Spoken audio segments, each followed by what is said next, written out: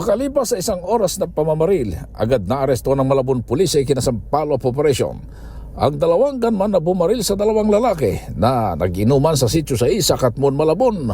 Ayon kay Police Colonel J. Baybayan, alas 5 nitong umaga nang matuntun din ang suspect sa Libis Nodorata Street sa Barangay 18 sa Caloocan. Nahuli sila Paulo Javier at Alfredo Villagomez sa kanilang hideout sa Caloocan ngayong umaga. Ayon sa opisyal, sugatan din sa mga tama ng baril sila Kenji Mundihar at isang Joe Marie Cardenas, kapwa-residente sa lugar.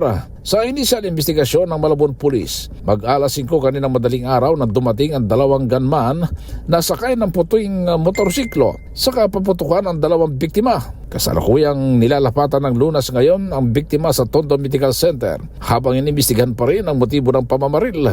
Na-recover sa dalawa ang puting Honda PCX at dalawang hindi lisensyadong 38 kalibre ng baril na gamit sa krimen. Para sa MBC TV Network News, Edwin Duque, una sa Pilipinas, una sa Pilipino.